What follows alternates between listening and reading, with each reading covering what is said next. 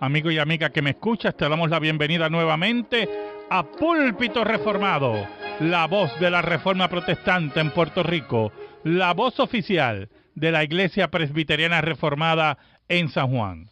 Te habla el reverendo Carlos Cruz Moya y te invitamos a que te quedes con nosotros en la próxima hora para que escuches palabra de Dios, la palabra que no se equivoca, la palabra que no vuelve atrás vacía, esa palabra que como espada de dos filos penetra hasta lo más profundo del corazón del hombre y la mujer.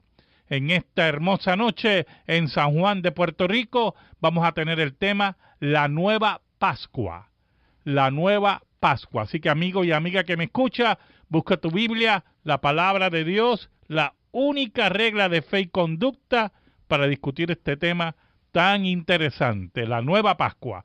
En esta noche me acompaña el hermano Andrés Martínez. Dios bendiga a todos los que nos oyen. Y un servidor, el reverendo Carlos Cruz Moya. Así que amigo y amiga que me escucha, busca tu Biblia, la palabra de Dios, la única regla de fe y conducta, y buscamos Primera de Corintios, capítulo 5, versículos del 7 al 8. Primera de Corintios, capítulo 5, versículos del 7 al 8. Dice así la Escritura: Limpiaos, pues, de la vieja levadura, para que seáis nueva masa, sin levadura como sois, porque nuestra Pascua, que es Cristo, ya fue sacrificada por nosotros. Así que celebremos la fiesta, no con la vieja levadura, ni con la levadura de malicia y de maldad, sino con panes sin levadura, de sinceridad y de verdad. Amén. El pueblo de Israel celebraba la Pascua, que era la conmemoración de la salida de Egipto, en forma con brazo fuerte de parte de Dios. Era el símbolo de libertad, era el símbolo de redención. La palabra Pascua significa pasar por alto. Era el símbolo de que Dios cumplía sus promesas y su pacto con su pueblo. Y se sacrificaba, y se sacrificó un cordero, ¿verdad?, en esa noche de Pascua, en el cual su sangre, puesta en los dinteles de las puertas, indicaba que esa familia estaba cubierta por el pacto de Dios y por la sangre del cordero, conocido como el Cordero Pascual. Ahora, todo eso era un tipo del Cordero, de la verdadera Pascua, la nueva Pascua, la cual vendría miles de años después, en la persona de Cristo. Ya no era un cordero animal, ¿verdad?, sino el Cordero de Dios que quita el pecado del mundo, como decía Juan el Bautista. Ahora, nosotros queremos enfatizar en esta noche las implicaciones que se tienen en relación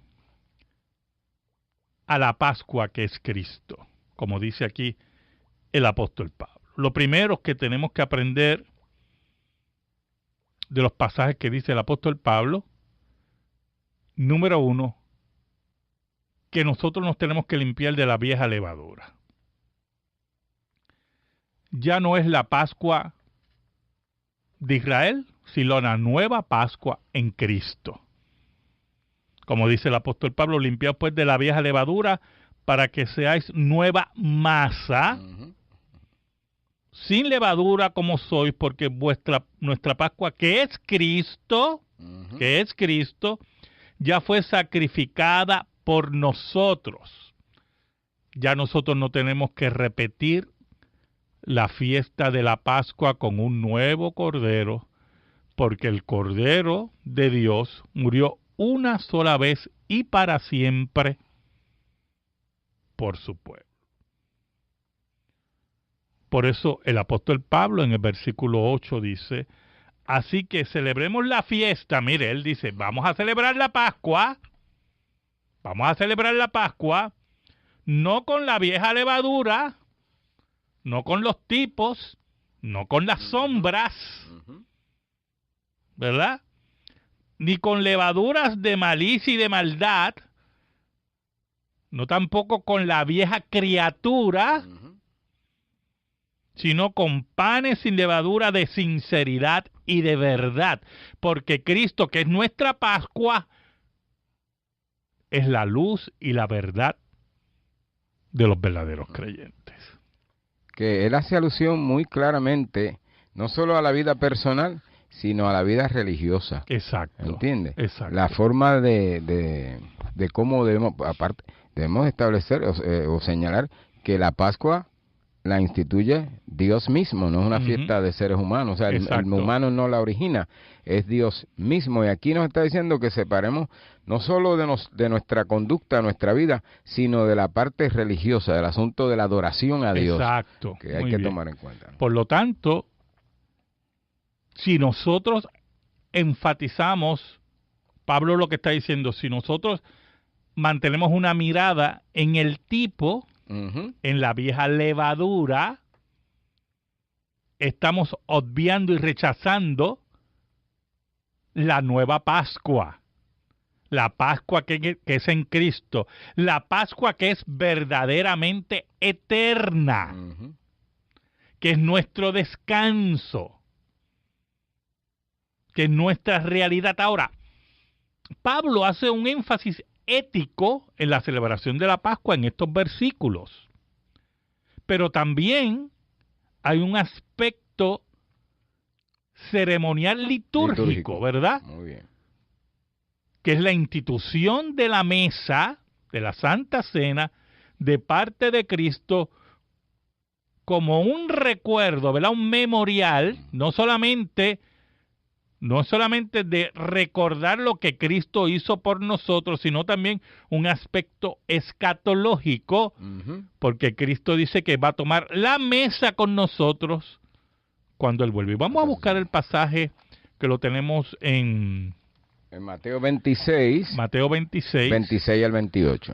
Para que veamos los aspectos no solamente litúrgicos, que acabo de mencionar, no solamente los aspectos escatológicos, sino el concepto del nuevo pacto. Sería bueno señalar, ¿verdad?, para contextualizarlo, que se va a celebrar la fiesta de la Pascua. Cristo, los discípulos le preguntan dónde la va a celebrar y buscan el lugar, y mientras comían, tomó Jesús el pan. Versículo 26 al 28. El verso 26 al 28. Y mientras comían, tomó Jesús el pan y bendijo. Y lo partió, y dio a sus discípulos, y dijo, tomad, comed, esto es mi cuerpo.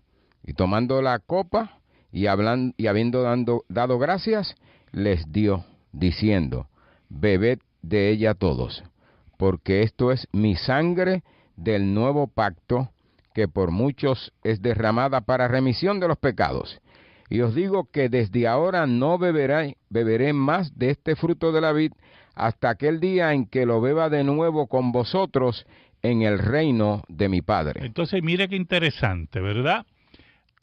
La ceremonia de la Pascua judía, la ceremonia de la Pascua israelita, esa ceremonia Cristo la toma como modelo para instituir la nueva Pascua, la práctica litúrgica de celebrar la Santa Cena, ahora en el nuevo cuerpo, que es la iglesia, con la nueva Pascua, que es Cristo, y esa nueva Pascua y esa nueva celebración y ceremonia señala a la cruz.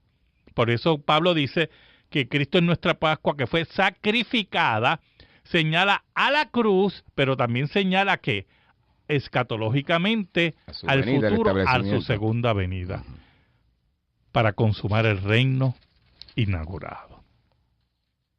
No hay otra Pascua, no hay necesidad de celebrar otra Pascua, Celebrar otra Pascua significa rechazar el sacrificio de Cristo.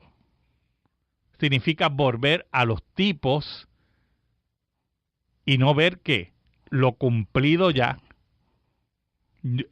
es señalar a lo que era sombra, sí, a la figura y la sombra, y no ver ya la realidad, la realidad de aquello que el escritor de Hebreos dice, al decir nuevo pacto, ha dado por viejo, ¿qué capítulo y versículo? Hebreos 8:13. Hebreos 8:13 dice. Al decir nuevo pacto, ha dado por viejo al primero.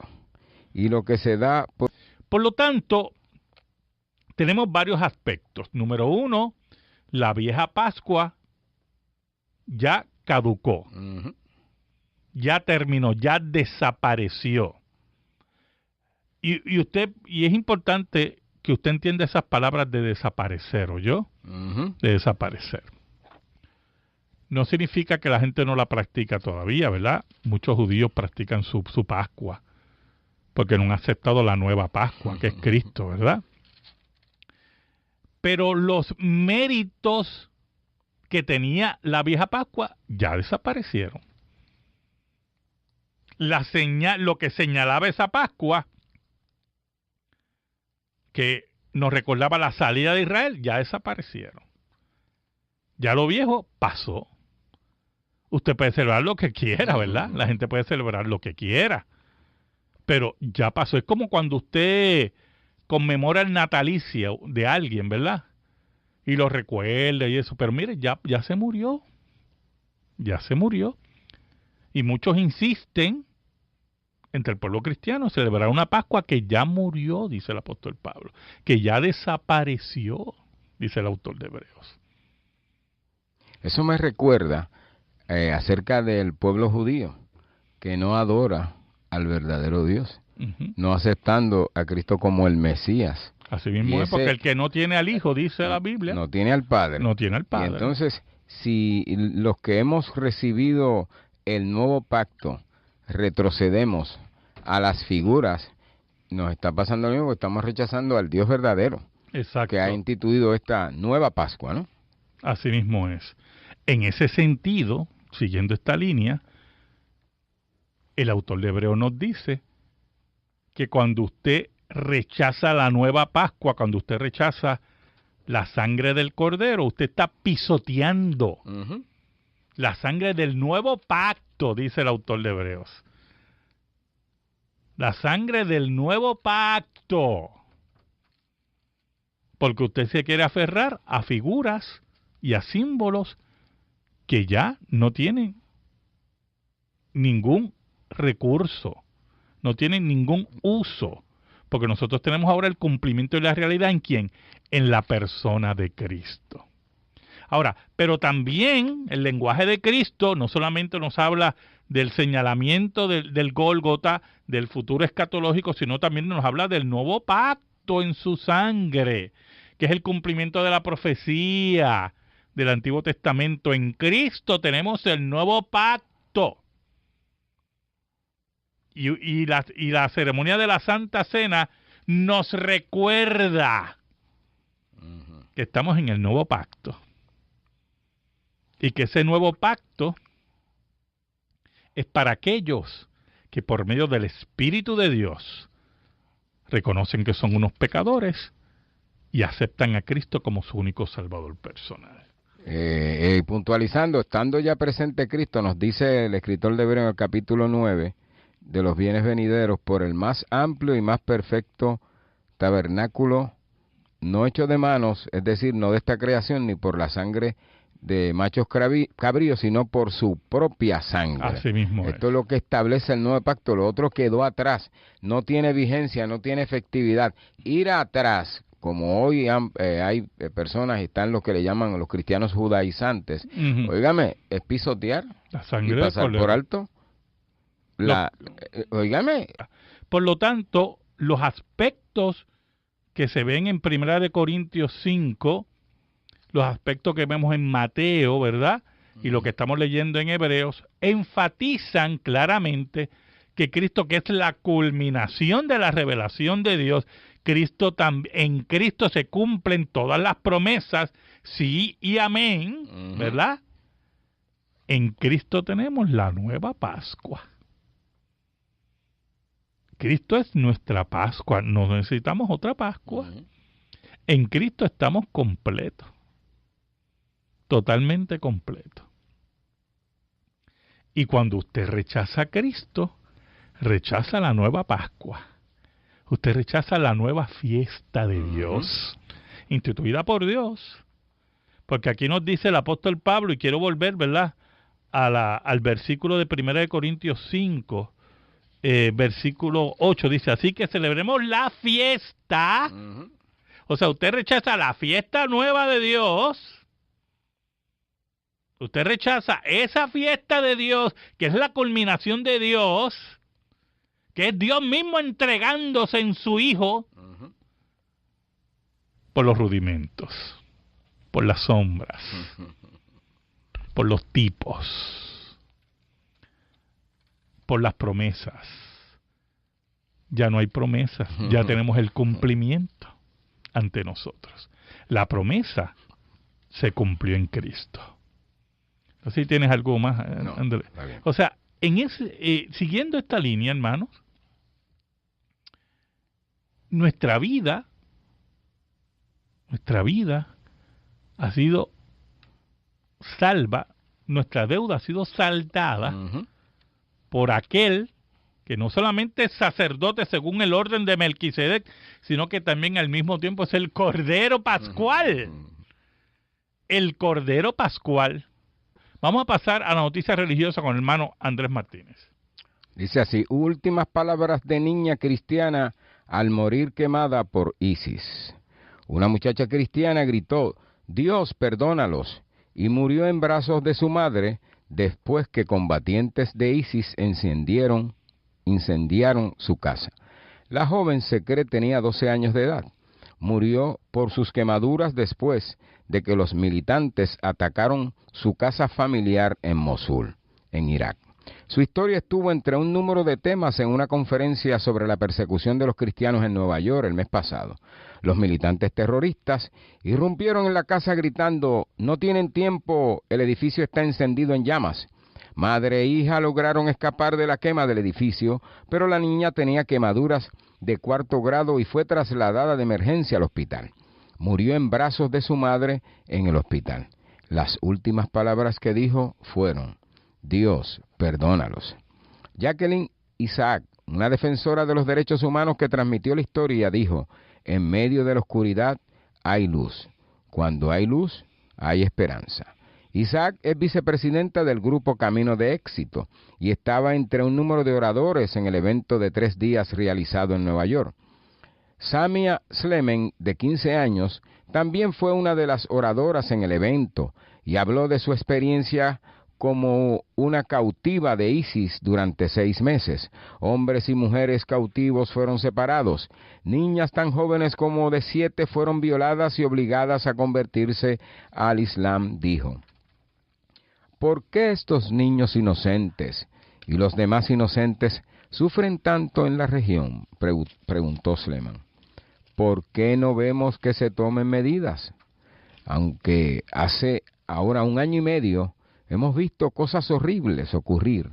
Las minorías, especialmente los cristianos, en esa región, no vemos a la comunidad internacional tomando medidas concretas contra el Estado Islámico. Amén. Noticia terrible. Es interesante ver el miedo que le tiene el mundo al cristianismo. ¿Cómo tú asesinas a una niña de 12 años? Sí, de 12 años. 12 años, cristiana. Y asesinas a un grupo de cristianos y los quemas vivos. Se nota la diferencia entre Occidente y ese lado del mundo, porque allá las diferencias son bien marcadas entre el cristianismo. Acá la cosa está diluida. Acá hay sincretismo, hay muchas cosas, pero allá no, allá se es o no se es. Y esa niña de 12 años se atrevió a decirle a Dios, perdónalo. O sea, es bien marcado el cristianismo de esta niña. Exacto. Y por eso el ataque. Exacto. Por eso el miedo. Tienen miedo. Tienen miedo. Por eso nosotros somos los que no tenemos que tener miedo. Ujú. Por eso Cristo nos decía, no tengan miedo. No tengan miedo. Los enemigos de la iglesia un día serán destruidos. No necesitamos ni ejércitos, ni armas nucleares, ni gobiernos. Un día, Jesucristo volverá. Un día, hermano, sería el día. Tengo dos preguntas. Una, hermano Claudio de Carolina, que nos pregunta por qué el nombre Jehová, del nombre de Dios, no aparece en el libro de Esther. Pues, hermano, lamentablemente no sabemos, ¿verdad? En cierta medida, el libro de Esther está basado en las tradiciones del pueblo de Israel y en el Dios verdadero, pero no se sabe por qué no se menciona el nombre de Dios en todo el libro. Pero se nota la mano de Dios en todo el libro. En todo el libro, claro que sí. Hay unos procesos de providencia, ¿verdad? Y de soberanía que están presentes, y ahí también unos, vamos a ponerlo así, unos juegos con el idioma hebreo, que aparentemente aparece el tetragramatón, como se conoce, las 4 letras del nombre de Dios, pero no quiero entrar en eso, solamente en sí no se sabe. A Dios no le plació, ¿verdad?, que su nombre no apareciera. Tengo otra pregunta, creo, de hermana Rodríguez de Ponce. Creo que va dirigida, ¿verdad?, porque me hace una pregunta de un versículo que no veo cuál es la duda, y creo que va dirigida a por qué se celebra el primer día de la semana la mesa. Es importante lo siguiente, hermano, muy importante que usted entienda esto. El nuevo pacto en su sangre, como dice la Biblia, como dice Cristo, ¿verdad?, que él conmemora en la mesa y que lo lleva posteriormente al Gólgota, es esa celebración de la mesa, de la Santa Cena, ese evento de la cruz en el cual lleva los pecados de su pueblo. Todo eso es una realidad por la tumba vacía, ¿oyó? Si Cristo no resucita, dice el apóstol Pablo, vana es nuestra fe. Dignos de pena, dice el apóstol Pablo. Seríamos gente digna de pena. Y que por lo tanto, la celebración de la nueva Pascua, la celebración del Gólgota en el sentido de que Cristo lleva nuestros pecados, solamente se hace realidad porque Cristo vence la muerte, y eso ocurre en domingo, en el primer día de semana. Si Cristo no resucita, la Pascua, la nueva Pascua, fuera inválida. Por eso es que cuando se habla del domingo de resurrección, ¿verdad?, cuando se celebra la Semana Santa, se llama Pascua de Resurrección. ¿Por qué? Porque si Cristo no resucita, la Pascua, la nueva Pascua, no valdría nada. Por eso es que la resurrección, como dice el apóstol Pablo, es el eje del cristianismo. Es como el sello de... Así mismo es. Y por eso es que la mesa se celebra el primer día de la semana, lo vemos en la iglesia primitiva, porque la iglesia primitiva se reunía el primer día de la semana para celebrar la mesa. Así que en ese sentido, ¿verdad?, tenemos que tener eso bien claro. Siguiendo con el tema, vamos a ver un pasaje en Hebreos 10, muy importante, que nos señala también la importancia de la nueva Pascua. ¿Por qué la nueva Pascua tiene el peso que tiene? ¿Qué versículos eran, Andrés? Hebreos 10, 11 al 14. Ok, vamos a ir a esos versículos, hermano. Hebreos 10, del 11 al 14. Y ciertamente todo sacerdote está día tras día ministrando y ofreciendo muchas veces los mismos sacrificios, que nunca pueden quitar los pecados. Pero Cristo, habiendo ofrecido una vez para siempre un solo sacrificio por los pecados, se ha sentado a la diestra de Dios. De ahí en adelante, esperando hasta que sus enemigos sean puestos por estrados de sus pies. Porque con una sola ofrenda hizo perfectos para siempre a los santificados. Mire qué interesante, ¿verdad? El sacrificio de Cristo, que es nuestra Pascua, ¿verdad? Cristo es nuestra Pascua, ha hecho de una vez y para siempre perfectos a los santificados. Los sacerdotes anteriores, ¿verdad? El sacerdocio que arónico tenía que repetir la ceremonia todo el tiempo, en ese día de la expiación, famoso día de la expiación. En ese día de la expiación tenían que hacer sacrificios, había muchos sacrificios y estaba también la fiesta de la Pascua, ¿verdad? O sea, existían todas esas ceremonias, no solamente el día de la expiación, sino también la Pascua, y tenían todas esas ceremonias, y tenían que repetir, y la Pascua se celebra en familia. Bueno, olvídese, todas esas cosas. Ya todo eso terminó, porque ahora Cristo, habiendo ofrecido una vez para siempre un solo sacrificio por los pecados, se ha sentado a la diestra de Dios. Por lo tanto, y aquí ahora nos dirigimos, ya no nos dirigimos a los judaizantes, sino al catolicismo romano.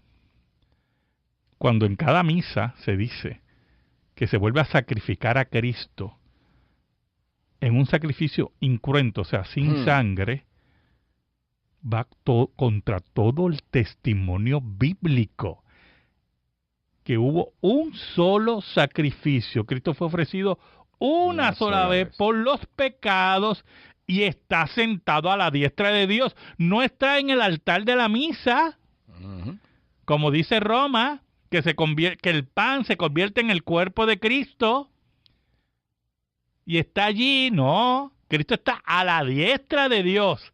Se ha sentado a la diestra de Dios.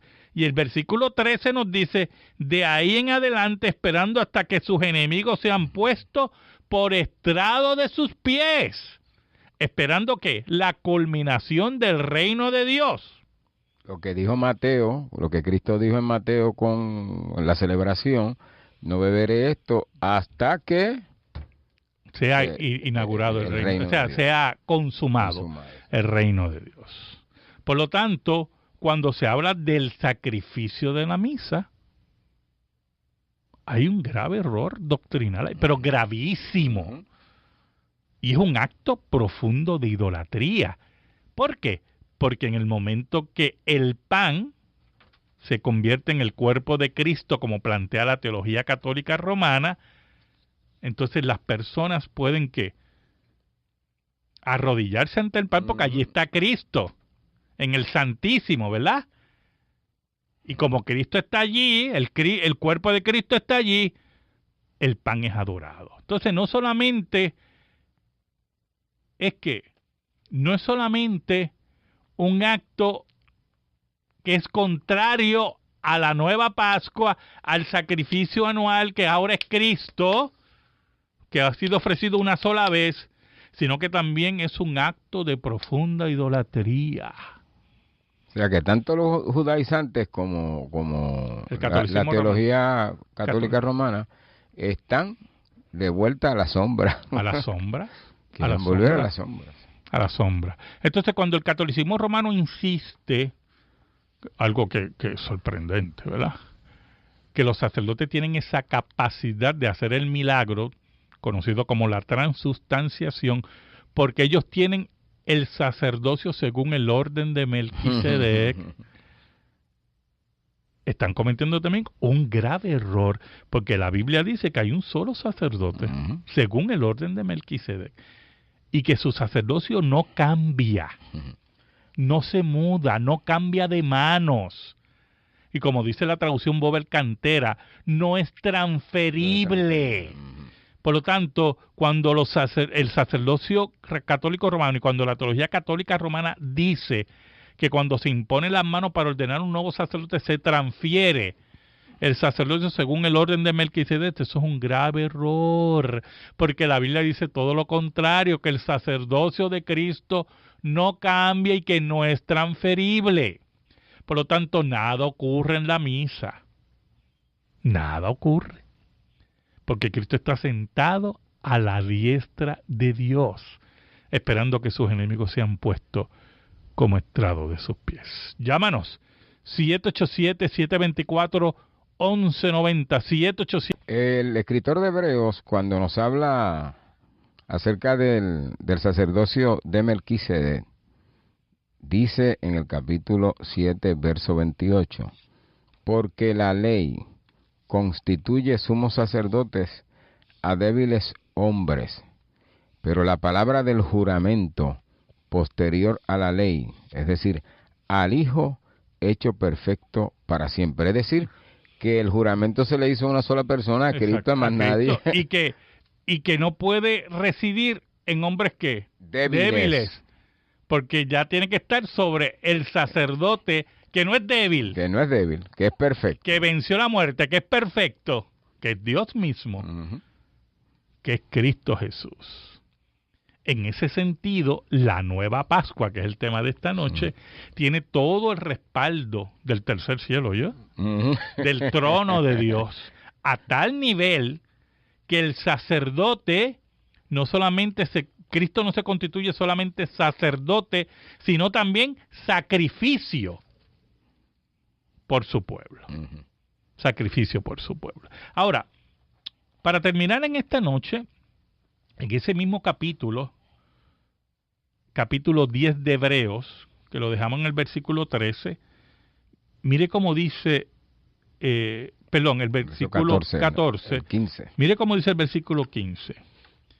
Y nos atestigua lo mismo el Espíritu Santo, porque después de haber dicho, este es el pacto que haré con ellos después de aquellos días, dice el Señor, pondré mis leyes en sus corazones y en sus mentes las escribiré, y añade, y nunca más me acordaré de sus pecados y transgresiones, pues donde hay remisión de estos, no hay más ofrenda por el pecado. No hay más ofrenda por el pecado. No hay que tener nuevos sacerdotes. No hay que buscar remisión de los hombres. No hay que ver sacrificios de misa de ninguna clase.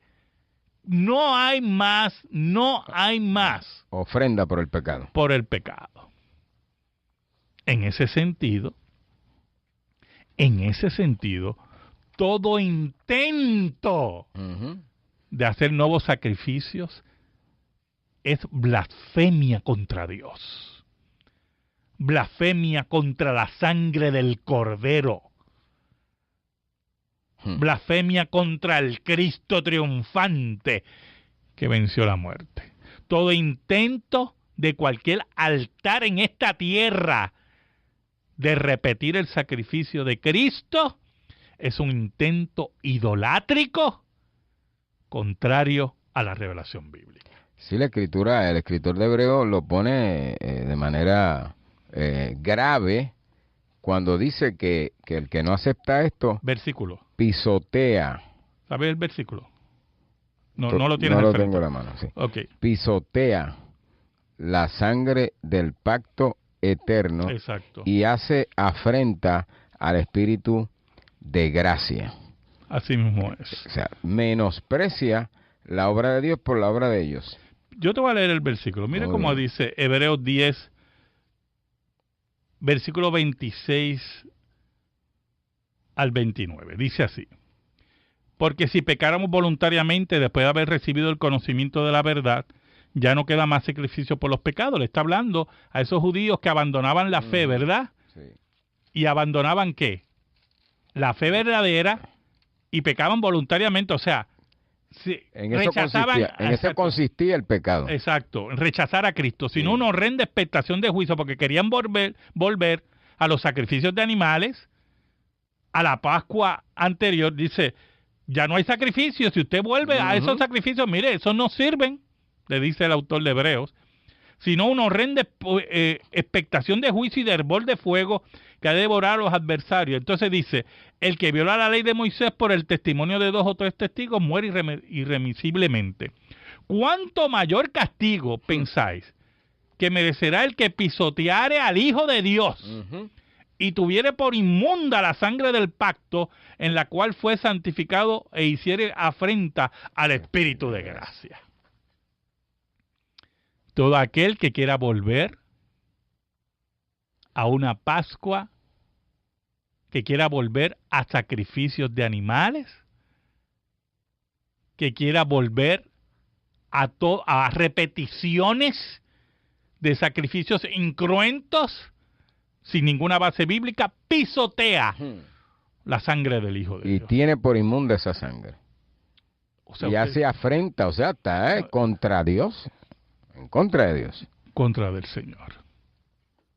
Por lo tanto, la nueva Pascua, mire qué interesante, la nueva Pascua que nos da todas las soluciones, ¿verdad? Porque ha hecho perfectos para siempre a los santificados, que solucionó nuestro problema con Dios, porque pagó la deuda. La nueva Pascua, que es Cristo mismo, que se confirma en la resurrección, en la tumba vacía. La nueva Pascua que nos señala que el reino de Dios va a ser consumado. Si es rechazada, no hay otro camino, dice el autor de Hebreos.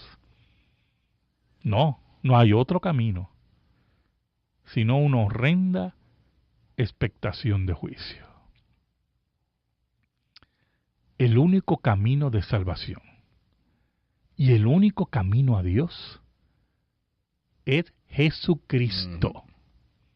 Más nadie. Más nadie. Y todo aquel que venga en estos tiempos, como dijo Cristo, que vendrían falsos cristos y falsos profetas, que dirían, yo soy el Cristo, y a muchos engañarán,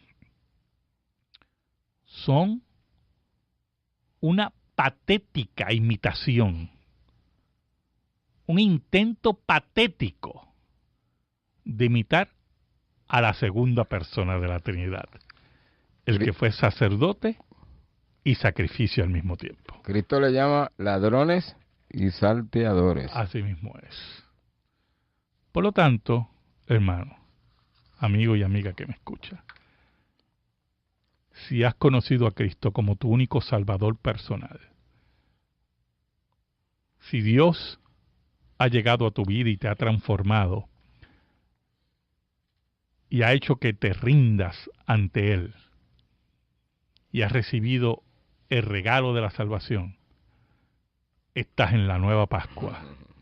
Y la nueva Pascua, nadie, absolutamente nadie, la podrá destruir. Escríbenos, Púlpito Reformado, P.O. Box 363864, San Juan, Puerto Rico 00936. Púlpito Reformado, P.O. Box 363864, San Juan, Puerto Rico 00936. Si te interesa que este programa de radio se mantenga en el aire, le pido al Señor que bendiga tu vida, bendiga tu hogar, y que la paz de Cristo, que sobrepuja todo entendimiento, esté sobre ti y los tuyos. Dios te bendiga ricamente.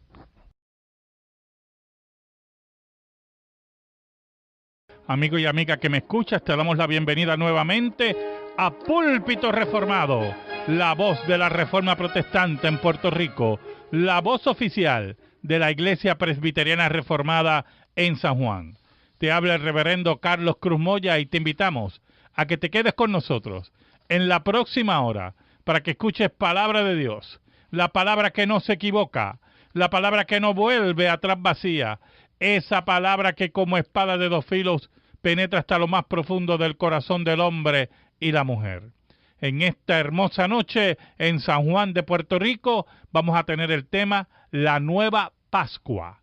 La Nueva Pascua. Así que amigo y amiga que me escucha, Busca tu Biblia, la palabra de Dios, la única regla de fe y conducta para discutir este tema tan interesante, la nueva Pascua. En esta noche me acompaña el hermano Andrés Martínez. Dios bendiga a todos los que nos oyen. Y un servidor, el reverendo Carlos Cruz Moya. Así que amigo y amiga que me escucha, busca tu Biblia, la palabra de Dios, la única regla de fe y conducta, y buscamos Primera de Corintios, capítulo 5, versículos del 7 al 8. Primera de Corintios, capítulo 5, versículos del 7 al 8. Dice así la Escritura: limpiaos, pues, de la vieja levadura, para que seáis nueva masa. Nosotros no tenemos que repetir la fiesta de la Pascua con un nuevo cordero, porque el Cordero de Dios murió una sola vez y para siempre por su pueblo. Por eso el apóstol Pablo en el versículo 8 dice: así que celebremos la fiesta. Mire, él dice, vamos a celebrar la Pascua, no con la vieja levadura, no con los tipos, no con las sombras, ¿verdad? Ni con levaduras de malicia y de maldad, no tampoco con la vieja criatura, sino con panes sin levadura de sinceridad y de verdad, porque Cristo, que es nuestra Pascua, es la luz y la verdad de los verdaderos creyentes.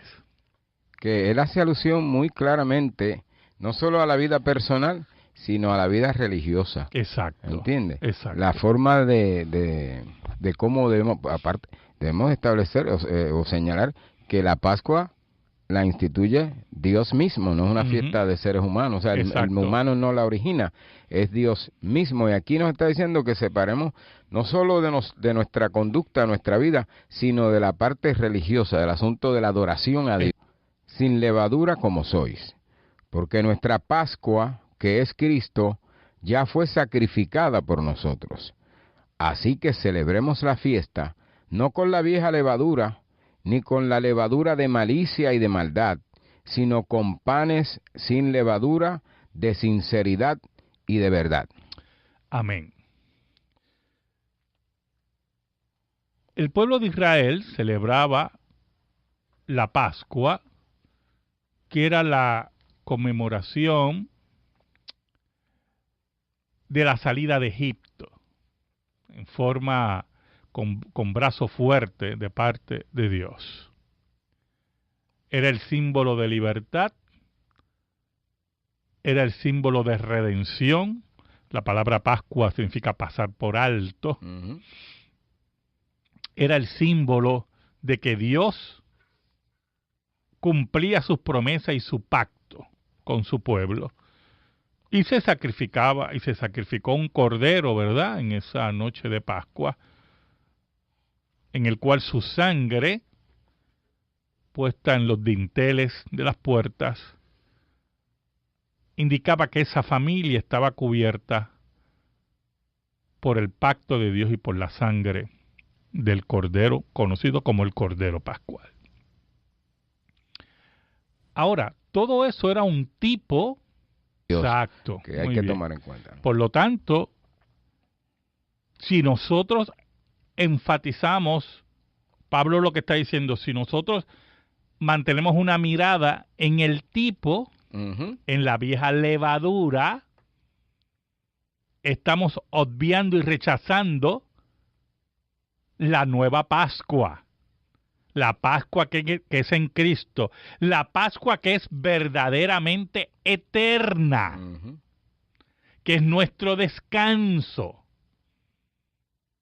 que es nuestra realidad. Ahora, Pablo hace un énfasis ético en la celebración de la Pascua en estos versículos, pero también hay un aspecto ceremonial litúrgico, ¿verdad? Muy bien.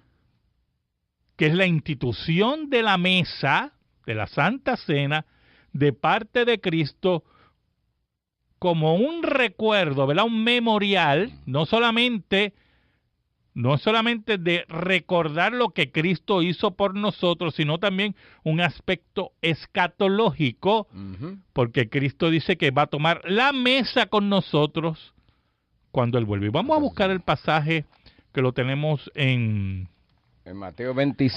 Mateo 26, 26 al 28. Para que veamos los aspectos no solamente litúrgicos, que acabo de mencionar, no solamente los del Cordero, de la verdadera Pascua, la nueva Pascua, la cual vendría miles de años después en la persona de Cristo. Ya no era un cordero animal, ¿verdad? Sino el Cordero de Dios que quita el pecado del mundo, como decía Juan el Bautista. Ahora, nosotros queremos enfatizar en esta noche las implicaciones que se tienen en relación a la Pascua que es Cristo, como dice aquí el apóstol Pablo. Lo primero que tenemos que aprender de los pasajes que dice el apóstol Pablo, número 1, que nosotros nos tenemos que limpiar de la vieja levadura. Ya no es la Pascua de Israel, sino la nueva Pascua en Cristo. Como dice el apóstol Pablo, limpiad pues de la vieja levadura para que seáis nueva masa, sin levadura como sois, porque nuestra Pascua, que es Cristo, ya fue sacrificada